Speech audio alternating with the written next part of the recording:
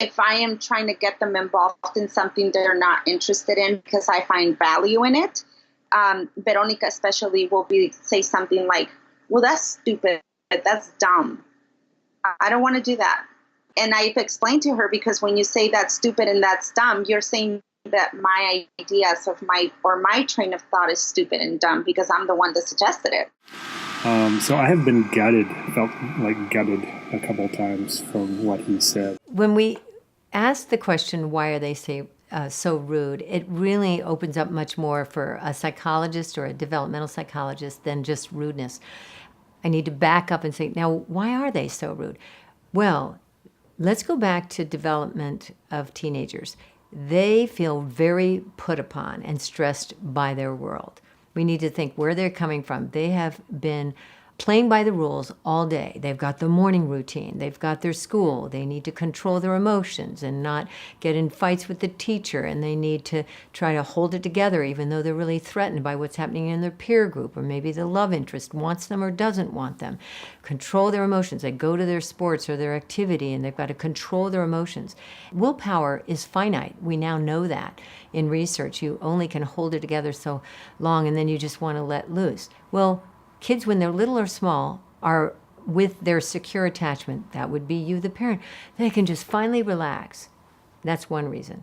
They let their hair down because it's you. You're the one person that will be there no matter what, so they don't have to use up willpower on you. They can just treat you like trash because they couldn't get away with that earlier in the day with all those other important relationships.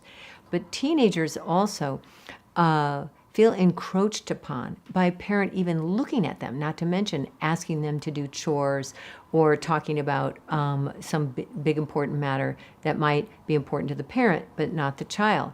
So we know that teenagers are separating that friction time, like I want to run my show by myself, thank you, and I don't need you.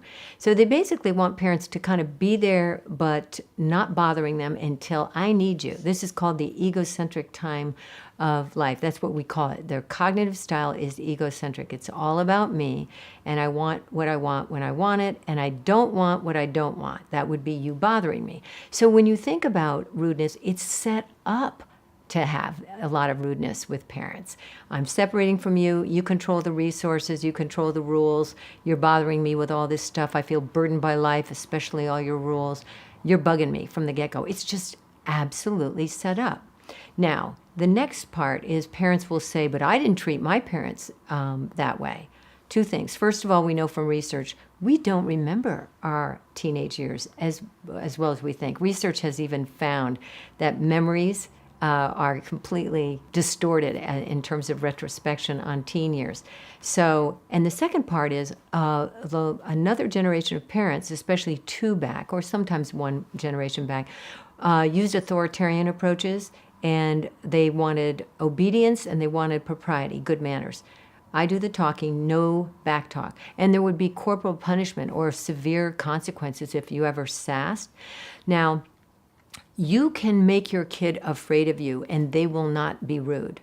But to use that much punishment, you're sacrificing the other part of parenting that we value, which is reliability and close and trusting and approachable. You can't have it both ways. So what we've done is value close relationships, but if they're not fear-based, afraid of you, afraid to ever sass, then they're going to be relaxed enough. They're going to let some of this riffraff out. And so what parents are doing with rudeness sometimes is really picking their battle. Do they want to take on sass or not? That's up to them. But if they're going to stay mostly positive and they want to control behavior, i.e. rule infractions and routines that they're going to maintain just by the structure of their lives, in terms of back talk, that's often sort of like messy rooms, one that they don't take on as, one of the top 5. And so then the rudeness is just part of the fray of the parent-child relationship.